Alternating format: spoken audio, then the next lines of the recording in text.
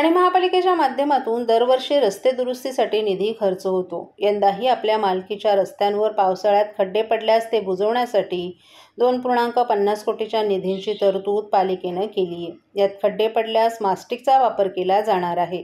प्रभाग समितीने 25 लाखांची तरतूद त्यानुसार करण्यात आल्याची माहिती महापालिकेच्या सार्वजनिक बांधकाम विभागानं केली आहे। दुसरीकडे इतर प्राधिकरणांच्या रस्त्यांवरील खड्डे बुजवण्यासाठीही 75 लाखांची तरतूद करण्यात आली आहे। सार्वजनिक बांधकाम विभागानेही खड्डे बुजवण्यासाठी वार्षिक 2.90 कोटींची तरतूद केली आहे। MMRDA आणि MSRDCनं कोट्यावधींची केली होती। तरतूद पालिका हद्दीत पालिकेच्या मालकीचे 384 किलो लांबीचे रस्ते असून त्यापैकी 258 किलोमीटर लांबीचे रस्ते सिमेंट काँक्रिटीकरण आणि UTWT, 23 किलोमीटर रस्ते मास्टिक तसंच उर्वरित 103 किलोमीटर डांबरी रस्ते आहेत। 283 रस्त्यांची कामं हाती घेण्यात आली असून 25 लाखांची तरतूद प्रभाग समितीने करण्यात आली आहे। मुख्यमंत्र्यांचे बदलते ठाणे अभियान या महत्त्वाकांक्षी प्रकल्पाअंतर्गत सरकारकडून पहिल्या टप्प्यात 214 कोटी आणि दुसऱ्या टप्प्यात 391 कोटी असे एकूण 605 कोटींचं अनुदान प्राप्त झाले।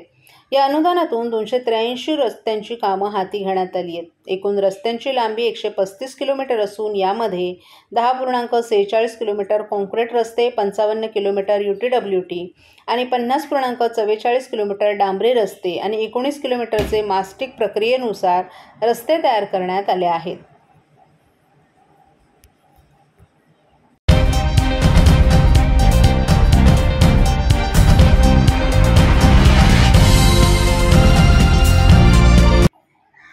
जिजाऊ शैक्षणिक व सामाजिक संस्था महाराष्ट्र आणि एक साथ एकनाथ सेवाभावी संस्था यांच्या संयुक्त विद्यमानं विद्यार्थ्यांना मोफत वह्या वाटप कार्यक्रमाचं आयोजन करण्यात आलं होतं। शिवसेनेचे उपनेते आणि जिजाऊ शैक्षणिक आणि सामाजिक संस्थेचे सर्वेसर्वा निलेश सांबरे यांच्या पुढाकारानं ठाण्यातील कोपट शिवसेना शाखा येथे या मोफत वह्या वाटप कार्यक्रमाचं आयोजन करण्यात आलं होतं। यामध्ये 5वी ते 12वी पर्यंतच्या विद्यार्थ्यांना शिवसेना महिला आघाडी प्रमुख मीनाक्षी शिंदे, जिजाऊ शैक्षणिक आणि सामाजिक संस्थेचे धीरेश सांबरे यांच्या हस्ते वह्यांचं वाटप करण्यात आलं। यावेळी शिवसेना शाखा प्रमुख मधुकर मोरे, सत्यवान गावकर, प्रकाश कदम, प्रशांत सावंत, राजेश गजुमल, राजू शिंदे, पूजा तिडके लुंढे, रंजना पवार, सुरेखा लांडे, राजेश बामणे आदींसह शिवसेनेचे इतर पदाधिकारी, कार्यकर्ते, महिला आघाडी मोठ्या संख्येनं उपस्थित होते। यावेळी जिजाऊ शैक्षणिक आणि सामाजिक संस्थेचे सदस्य नितीन गोष्टे यांचा वाढदिवस असल्यानं केक कापून त्यांचा वाढदिवस साजरा करण्यात आला। यावेळी प्रभागातील सुमारे 500 पेक्षा जास्त विद्यार्थ्यांना वह्यांचं वाटप करण्यात आलं।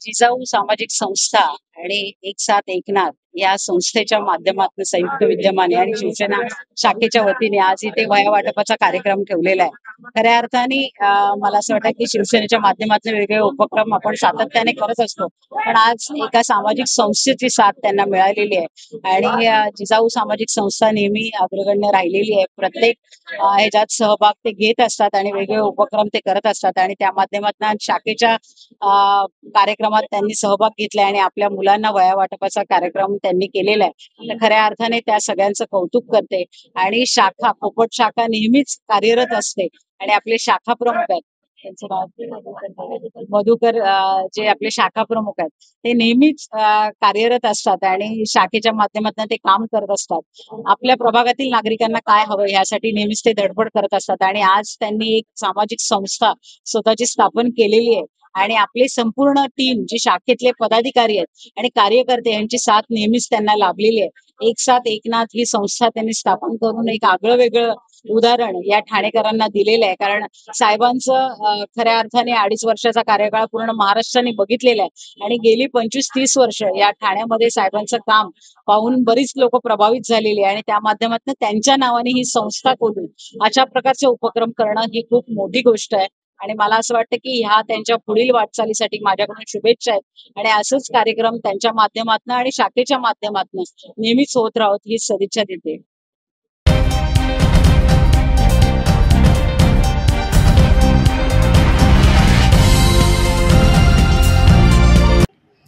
ठाणे रेल्वे स्थानकाजवळ स्कायवॉकला लागून असलेल्या रेल्वे रुळांजवळ आज सकाळी अचानक भीषण आग लागल्याची घटना घडली. या घटनामुळे स्थानकावर आणि परिसरात उपस्थित असलेल्या प्रवाशांमध्ये मोठी घबराट पसरली होती.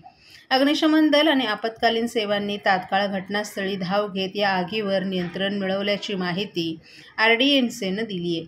सध्या आगीचं पुन्हा भडकणं टाळण्यासाठी कूलिंग ऑपरेशन्स अर्थात भडकलेली आग थंड करण्याची प्रक्रिया सुरू आहे. सुदैवाने या आगीत कोणतीही जीवितहानी किंवा दुखापत झालं नसल्याचं वृत्त समोर आलं नाही. प्रशासन परिस्थितीवर बारकाईनं लक्ष ठेवून आहे आणि यासंबंधी अधिक माहितीची अद्याप प्रतीक्षा आहे.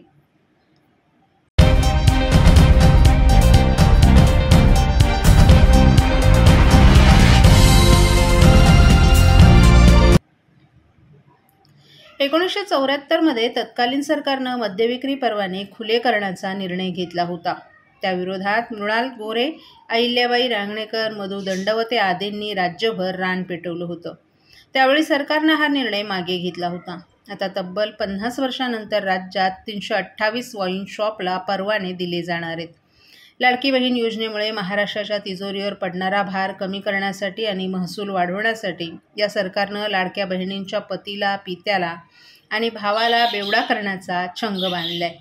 पाशवी बहुमतामुळे सत्तेची झिंग चढलेले हे सत्ताधुंद सरकार साधुसंतांच्या महाराष्ट्राला मद्यधुंद करणार आहेत असं म्हणत राष्ट्रवादी काँग्रेस शरद पवार पक्षाचे राष्ट्रीय सरचिटणीस आमदार डॉ. जितेंद्र आव्हाड यांनी सरकारच्या मद्यविक्री धोरणाचा कडाडून विरोध केलाय. महसुलात वाढ करण्यासाठी राज्य सरकारनं मद्यविक्री परवाने खुले करण्याचा निर्णय घेतलाय. या निर्णयास डॉ. जितेंद्र आव्हाड यांनी कडाडून विरोध केला. या निर्णयाविरोधात महिलांनी रस्त्यावर उतरावं असं आवाहन देखील त्यांनी केले.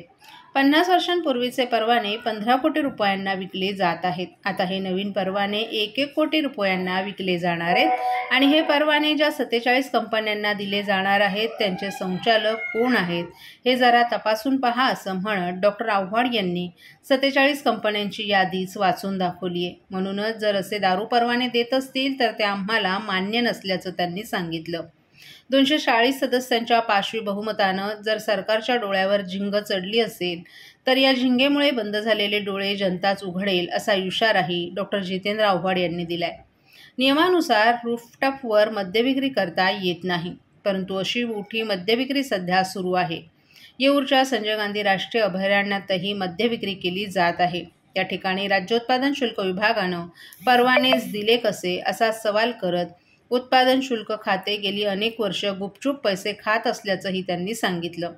परंतु महाराष्ट्राला बर्बाद करून किती पैसे खाणार? हे सरकार बेवड्यांचं सरकार आहे. जनतेला पाणी नाही मिळालं तरी चालेल, परंतु घराघरात दारू मात्र मिळाली पाहिजे असं या सरकारचं धोरण आहे. लोकांची हाय खाऊन पैसे खाऊ नका. रिकामी झालेली तिजोरी भरण्यासाठी महाराष्ट्र विकायला काढला आहे. आता गेटवे ऑफ इंडियाही विका असा टोलाही डॉ. जितेंद्र आव्हाड यांनी लगावला.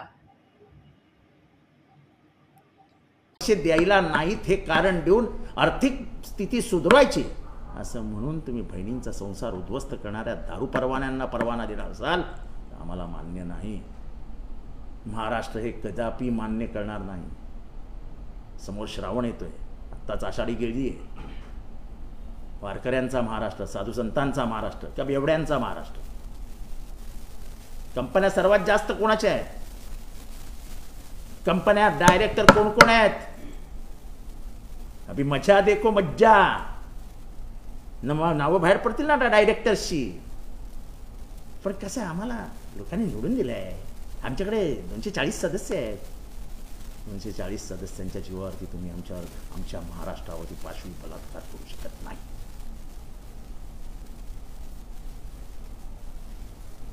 जो इतिहास महाराष्ट्राने ह्याच्यापूर्वी रचलाय तोच इतिहास महाराष्ट्र परत एकदा रचेल. आणि तुमचे झिंगेमुळे, सत्तेच्या झिंगेमुळे बंद झालेले डोळे उघडतील. मला एक जुन्या जमान्यातलं गाणं आठवतं. तुम्हाला हे सरकार, या सरकारला माफी पण नाही आहे. ते जुनं गाणं मुकेशनी गायलं आहे आणि म्हणणार आहे राज कपूर. आज ऐका, रविवारचा दिवस आहे. मुझको यारो माफ करना, मैं नशे में हूँ, अब तो मुश्किल है बहकना, मैं नशे में हूँ. हे सरकार बहकलंय. हे सरकार वेडं झालंय, हे सत्तेची धुंद यांच्या डोक्यात गेलेली आहे, थिरकतंय हे सरकार. आम्हाला सत्तेवरनं कोणी बाजूलाच काढू शकत नाही.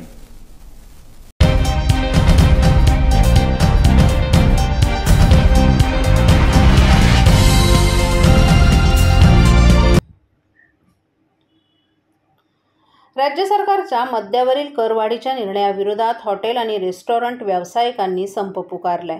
हॉटेल व्यावसायिकांशी संबंधित Indian hotel and restaurant association आणि इतर संबंधित संघटनांनी आज एक दिवसीय राज्यभर बार, परमिट रूम आणि रेस्टॉरंटमधील मद्यसेवा बंद ठेवण्याचा निर्णय घेतलाय. या बंदमध्ये सुमारे 22,000 हॉटेल्स आणि बार्स सहभागी होणार आहेत. त्यामुळे राज्यातील ग्राहकांसोबतच महसूल यंत्रणेलाही मोठा धक्का बसण्याची शक्यता आहे. महाराष्ट्रातील हॉस्पिटॅलिटी क्षेत्र अडचणींमध्ये असताना करवाढीचे निर्णय म्हणजेच अन्यायकारक आहे. हे आंदोलन आमचा सामूहिक आक्रोश असून सरकारनं ही करवाढ मागे घ्यावी आणि रोजगार, आर्थिक स्थैर्य आणि व्यवसाय सुलभतेचा विचार करावा अशी आमची ठाम मागणी बार चालकांनी केली आहे. दरम्यान राज्य सरकारनं उत्पादन शुल्कात थेट 60% वाढ केली आहे. यापूर्वी सरकारच्या माध्यमातून 10% वॅट देखील लावण्यात आला होता. आता परवाना शुल्कात देखील थेट 15% वाढ करण्यात आली आहे. या सगळ्या विरोधात बार चालकांनी हा संप पुकारलाय. राज्य सरकारनं या मुद्द्यावर तात्काळ गांभीर्याने विचार करून योग्य निर्णय घ्यावा, अन्यथा हॉटेल उद्योगातील असंतोष आणखी तीव्र होण्याची शक्यता वर्तवण्यात येत आहे. म्हणजे वाईन शॉपला वेगळे नियम, हॉटेलला वेगळे नियम. महाराष्ट्रामध्ये असं आहे, बाकी स्टेटमध्ये पण आता वॅट नाही आहे. नुसतं महाराष्ट्रामध्ये हॉटेल इंडस्ट्रीला 10% वॅट लावलेलं आहे. त्याच्यामुळे आमची व्यवसायामध्ये खूप परिणाम पडलेला आहे. आजचे दिवस सगळे वाईन शॉपमध्ये दारू घेतात आणि ते लोक ग्लास आणि चकणा पण ते लोकच ठेवतात. त्याच्यामुळे सगळे तिथे उभे राहून पितात. आणि स्मार्ट सिटी म्हणून बनवलेलं आहे मुंबईला. सगळे तुम्ही फुटपाथमध्ये बघा ना, सगळीकडे चायनीजचं गाडी दिसतात, तिथे ग्लास घेऊन दारू पित बसतात आणि हॉटेलवाले कोणी येत नाही आहे. आणि आता नवीन आणि मेन तुम्हाला वॅट लावायचे असेल तर तुम्ही प्रोडक्शन कुठे होतं तिथेच करा ना. तुम्ही सगळीकडे करायला जाऊन एका ठिकाणी करा आणि गव्हर्नमेंटची रेव्हेन्यू वाढणार आहे. त्याला आमची पण सपोर्ट आहे. गव्हर्नमेंट रेव्हेन्यू वाढला पाहिजे. गव्हर्नमेंट चालायचे असेल तर रेव्हेन्यूची आवश्यकता आहे. ते वाढण्यासाठी आमची हॉटेल इंडस्ट्री सगळं अन्नाची गुजरातला वेगळा नाही, गोव्याला वेगळा नाही, महाराष्ट्राला वेगळा नाही, काय सांगाल? आता गुजरातला तर दारूच बंदी आहे आणि बाकी सगळे वॅट नाही आहे, इथे वेगळंच आहे. आणि आम्ही तर एवढा कंटाळलेला आहे महाराष्ट्रामध्ये. दारू बंदी करून टाका ना. त्याच्यापेक्षा एक वेगळं आणि रस्त्यावर दारू पिणं आपल्या मुलाबिला खराब होण्यापेक्षा तुम्ही दारूच बंद करून टाका. तर काय मागणी असेल आपली टॅक्स संदर्भात? जर मागणी पूर्ण नाही झाली तर पुढची भूमिका काय असेल आपली? आणि आमच्या एक भूमिका आज एक दिवससाठी गव्हर्नमेंटसाठी आता अधिवेशन चालू आहे, ते एक दिवसची आमची बंद आम्ही पुकारलेलं आहे. आणि ते नाही केलं तर आम्ही बेमुदत पण होऊ शकतात. आणि वर्षाच्या आधी ते ॲडव्हान्स फीस घेऊन ठेवतात. नाहीतर आम्ही 50% लोक आत्ता पण सरेंडर करायला तयार आहे हॉटेलवाला. काय आम्हाला नाही परवडत आणि धंदा होणार नाही आहे. आता आम्ही पण कर्ज घेऊन 1 वर्षाची फीस भरून ठेवलेलं आहे. आता आम्हाला काही करून आम्हाला 31 मार्चपर्यंत हॉटेल चालू ठेवावं लागेल. त्याच्यात नुकसान होणार आहे, बँकेचे कर्ज होणार, ते सगळं वेगळं आहे. गव्हर्नमेंट आमच्याबद्दल विचार करायला पाहिजे, तेवढाच आहे.